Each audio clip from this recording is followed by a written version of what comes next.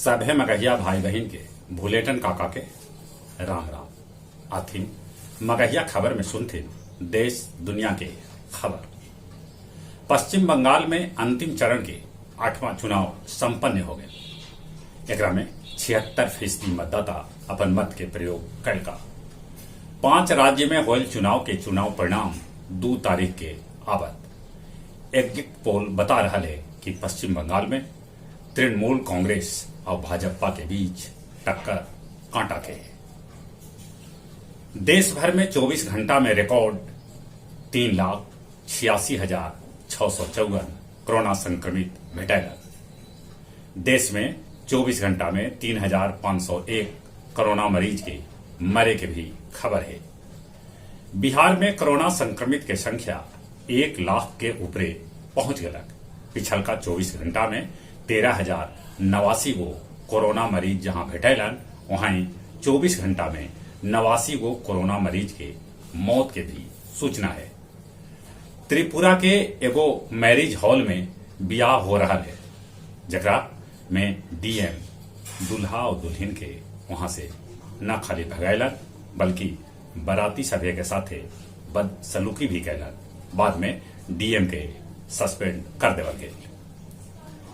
विदेशी क्रिकेटर सभे के बाद अपन देश के सचिन तेंदुलकर भी ऑक्सीजन कॉन्सटेडर खरीदे लेल 1 करोड़ रुपया दान देलन। कोविड-19 से संक्रमण के देखित 4 धाम की यात्रा आखिरकार रद्द कर देवल गए। न रहलन हिंदी के जानल मानल गजलकार और गीतकार कवि डॉक्टर कुंवर बेचैन के कोरोना जान लील लेलक। बिहार हिंदी साहित्य सम्मेलन और मगही के शानदार कवि गीत के राजकुमार के नाम से जाने जाए वाला राजकुमार प्रेमी अब हमनी के बीच न रहलन। दिल्ली में गैस सिलेंडर फटे से एक के परिवार के 6 आदमी के मौत हो गलक।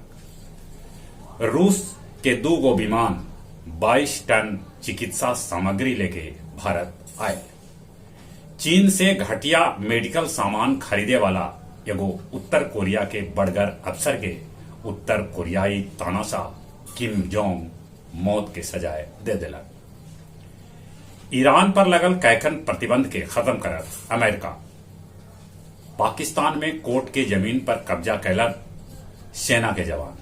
होइल किरकिरी। फ्रांस में बढ़ रहा है धार्मिक चरमपंथ। गृह युद्ध के व्यक्त कैल गए आशंका। अमेरिका अपन नागरिक सभे से कहलक है कि जितना जल्दी होवे भारत छोड़ देता। उन्हें वैज्ञानिक कह रहलन है कि ग्लेशियर पिघले के गति एकदम से दोगुना हो गए रखे।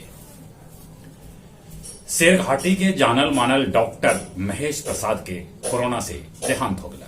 वो 81 बच्चर के हला।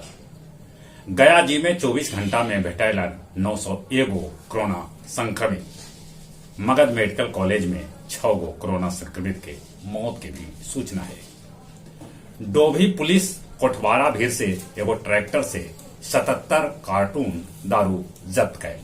कोंच के सिमरा गांव में आग लगे से रामधन और फूजी मांझी के घर जर के राख हो गलक। बोध गया के निरंजना नदी से अब दीने में लोग बालू के उठाव कर रहा है। और कुछ खेल के समाचार। कल खेलल गेल आईपीएल के मैच में मुंबई इंडियंस राजस्थान रॉयल्स के 7 विकेट से हरेलक, तो दोसरका दने Delhi capital Kolkata night Riders के हरौलक। गया के क्रिकेट खिलाड़ी पृथ्वी शाह 41 गेंदा पर बनौलन 82 रन। इतने न पहिलका ओवर के 6 गेंदा पर 6 चौका जड़ला। आईपीएल में खिलाड़ी के बाद अब एम्पायर भी आईपीएल से हट रहा है। एक कारण कोरोना संक्रमण है। टोक्यो जाए वाला खिलाड़ी सभे के क्वारंटीन में भी ट्रेनिंग के व्यवस्था रहा। जहां तक मौसम के सवाल है, मौसम विभाग सूचना दिलक है कि बिहार के 23 जिला में 2 दिन तक आंधी पानी आवे के संभावना है। मौसम के मिजाज छने छन बदल रहा है। मौसम के बदलाव से बचते, कोरोना से बचे लेल मुंह नाक पर मास्क लगाते, सोशल डिस्टेंसिंग के पालन करते, बाहरे से घरे आला पर निमन से हाथ धोथिन साबुन से। कोरोना के वैक्सीन जरूर लगाथिन। चले चले अपने सभी के एक बार फिर से बुलेटिन काका के राम राम।